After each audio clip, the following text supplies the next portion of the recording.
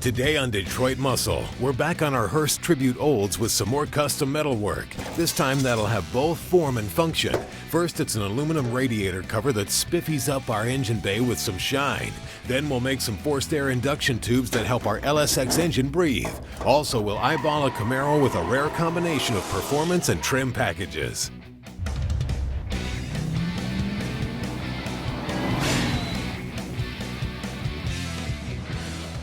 It's back.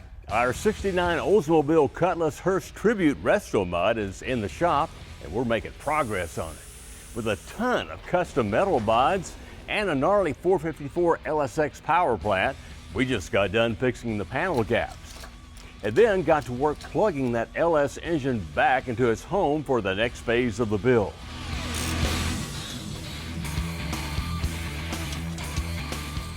That in place, we set our carbon XR intake on top of it and bolted it down.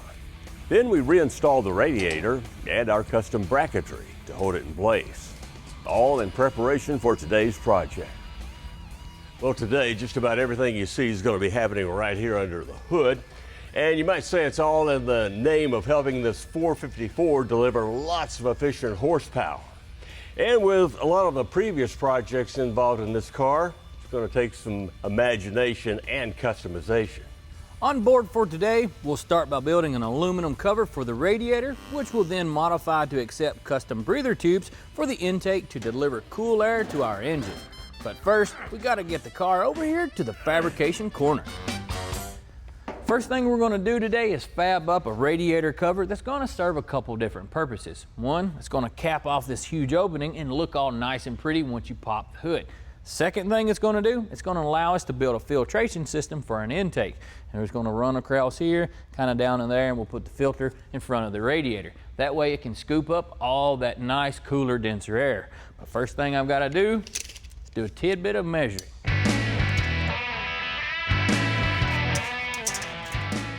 First measurement, finding the center. Then after that, the width of the cover will be determined by measuring to the back of the radiator. In this case, it's 12 1/4 inches.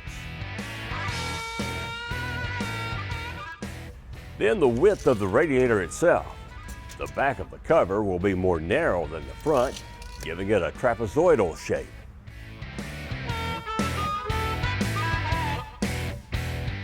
As for the front, the edge will be out here by these bends, and the cover itself will continue these bends, so we need to measure their width.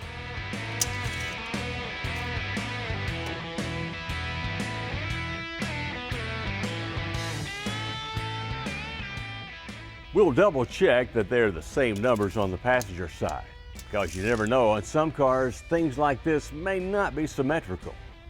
We'll add 3/4 of an inch to the overall width to make sure our cover is wide enough. Then we're ready to start working with the metal. All of those measurements are transferred to this 14 gauge 5052 aluminum. This is a general purpose aluminum blend, which we'll use because it's soft enough to be workable, but resilient enough to maintain its shape once the panels are in place. It helps to have two people handle the sheet to get it into the shear so that you don't scratch or kink it.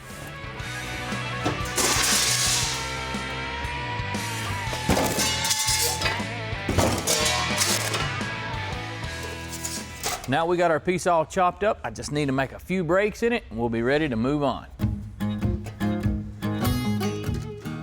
The first bend will be a 90-degree one that will comprise the front edge of the panel.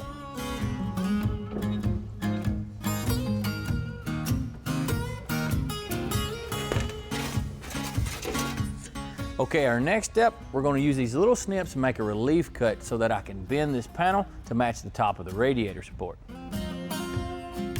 If you try doing this kind of bend without these relief cuts, well, chances are you'll wind up kinking the metal and ruining your panel. A few quick taps with a body hammer will help get it back in shape before we make our bend. Well, I have my part clamped into place, and with this little bend, it required me to remove one of the teeth. But the adjustability of this tool is pretty handy, especially if you're going to be fabricating something with a lot of breaks or bends in it, or some beads in it. I'll do this bend by hand because I want it to taper off toward the rear of the panel. And using the brake to bend it, well, it'll give it a hard line all the way across. See what she looks like. All right, nice fit. And a good start to our tin work here. What's next? Well, I got to cut a hole for the radiator cap and then shear a band so that we can put a side on this top. Man, you got a lot of work to do. What are you doing over here talking to me? Well, I guess you'd say I'm just admiring my hero. It's awfully deep in here, folks. Still ahead, we'll bust out the bead roller for some radius work, do a little TIG welding, and show you how we'll get our intake tubes perfectly symmetrical. Also, find out what makes this red rocket so rare. Is it because it's a Z28? No, well, kinda, but that's not all. Then later, we'll see what the next generation of battery technology is gonna look like.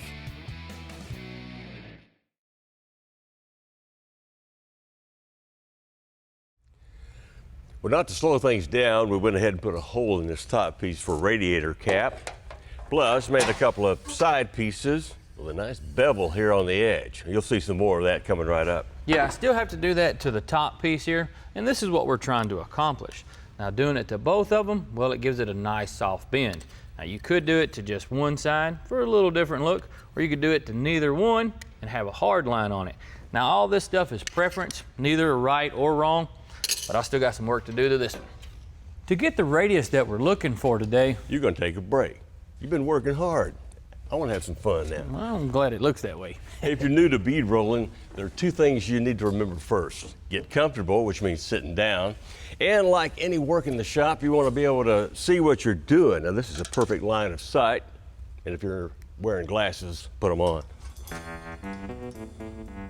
You don't wanna get in a hurry doing this. You'll have better results if you go slow and make several passes, increasing the pressure a little each pass. It goes without saying also, you've got to watch your fingers. Now the bead roller will only take us to, well, within about 1.5 inches of the edge, but here's how we're going to finish that up. I'm going to cut right here on this sharp edge, just the width of the bend. After that, a body hammer and dolly will put the edge back in shape, and then we can move on. Now that Joe's got this top piece all lined out, it's time to connect all the pieces together. It's made out of aluminum, so you all know what's next. It's time for the TIG welder. In this case, I'm going to be using our new Miller Syncrowave welder. This thing has some pretty cool features to it that I'm sure you guys would be interested in. One of them is, it'll run off 230 volt or 115 power. So you can darn near use this thing anywhere. And it has a unique ProSet feature that takes all the guesswork out of setting up your machine. It has a chart similar to a MIG welder. Just go off the material you're working on. It gives you your heat range. Dial it in. You're ready to start. No kidding, guys. This has to be the easiest to use TIG welder I've ever laid my hands on.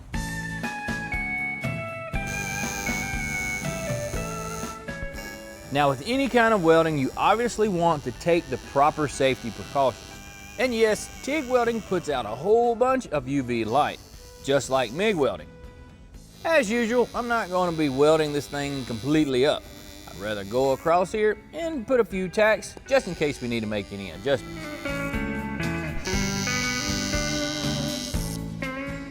For the corners, we'll bust out a body dolly again and use it to move the metal into place to give us a nice smooth curve. Place a few tacks as you go and keep moving it until you're happy.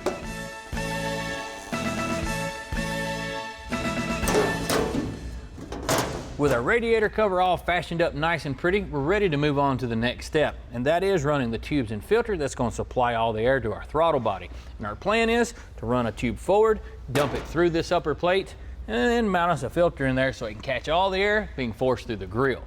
Since we're dealing with a unique design and don't know exactly what kind of plumbing configuration we're going to need, we ordered a variety of elbow-shaped and straight pipes from Summit Racing, along with a pair of Spectre high-flow filters and these rubber-lined shiny band clamps to go in the throttle bodies. Now, before we go to punching a bunch of holes in this thing, we got to do a little bit of measuring. So you guys don't run off. We'll see you in just a few. After the break, we'll go for a ride in a rare optioned F-body Z28 that can tear the tires off. Then we'll force some cold air into our LSX with a custom set of intake tubes. And then it's some next generation battery tech.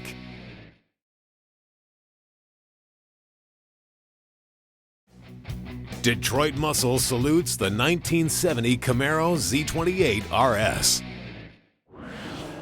It was one of the most popular muscle cars to pound the pavement. The Chevrolet Camaro Z28. Introduced for '67, it was designed to be a Mustang killer. Small block performance with road handling agility. Then came 1970. Longer, wider, and lower than previous models. One reviewer equated it to Raquel Welch in one of her early films. Quiet, quick, beautiful, and all the parts look and act as if they all belong together. It shared the same wheelbase as the '69, but it took its styling cues from European sports cars like the Ferrari and the Aston Martin. Let's go. Frank Marullo purchased his off eBay Motors. He and his son both liked the first year of this second-gen Z. You don't see a lot, and usually we're the only ones at a car show. Nobody really knows what it is, so it's kind of cool to have it. Everyone knows what a '69 is, and almost everyone can tell a '67 from a '68, but once they hit 1970, it just seemed to fool a lot of people. So that's one of the things I get. And the other thing is because the car was around for more or less 11 years in that basic body style, a lot of people say, oh, I had one of those, or, you know, my girlfriend had one of those, or my dad had one of those. So a lot of people remember those cars.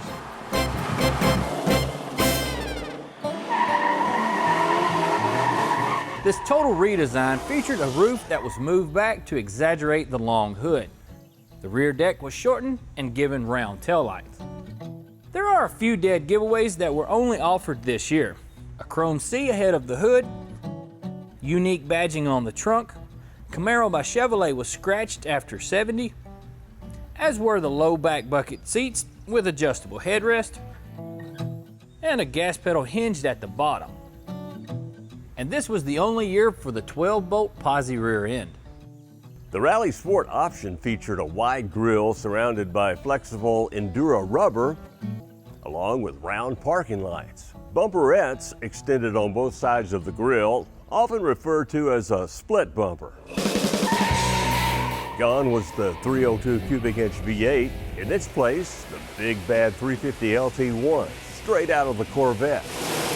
Big port heads, solid lifters, rugged 4-bolt main caps, and a forged steel crank squeezed the air-fuel mixture at an 11-to-1 compression ratio. This translated to 360-plus horsepower and 380 foot-pounds of torque, providing responsive full throttle burst and comfortable, smooth cruising. Oh, the car's great to drive. It doesn't really have a weakness. It's got a lot of power, it's got great brakes, and it handles really well, so there just really isn't any downside to it. It just does everything so well, and that's one of the things I really like about the car. Second-gen Camaros are gaining ground in the collector market. Number one, there's more of them around. And number two, if you look at a first-gen, well, the price can be out of reach for most. Frank's son Mark is hoping his dad's cranberry red race-ready Z isn't out of his reach someday. I hope he'll let me drive when I get my driver's license, if he still has it. We'll let him. Still ahead, we'll finish our radiator cover and airbox combo to get the Olds one step closer to hitting the street. Stick around.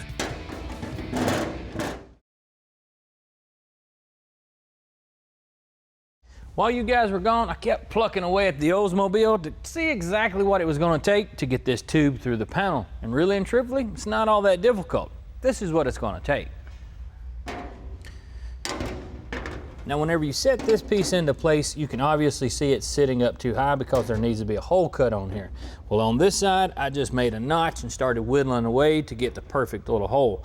So I'm going to take a template of this side and transfer it to this one, save a little time. Using a speed square allows me to draw a perpendicular line from the throttle body that gives me a reference point for my next line, which bisects the hole evenly. This cardboard will be a template that I will use to make an identical hole on the other side. and I'll measure from the throttle body to see how far forward the edge of the hole is. Then the template gets a center line as well, and after that, I'll cut it out with some handy dandy tin snips. Then we'll repeat the measurement we made and transfer them to the passenger side. Using our template, we'll draw out where our new hole needs to go, and then the hole saw will make some chips fly. They don't make oval-shaped hole saws, so I'll whittle the rest out with a carbide bit. With the tube in place, it's easy to see that it's too short, so we're going to have to extend it a bit. 4 inches or so should do it. You just want to keep in mind, if you do extend it, that you don't run into any kind of interference problems with the filter. The biggest trick to welding a tube like this is keeping it from wallering around while you're trying to weld it.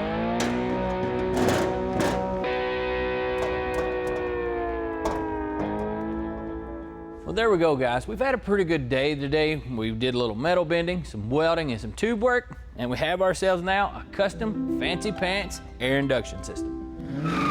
We've used Optima batteries in our shops for years. Number one, you can mount them upside down, sideways, however you want.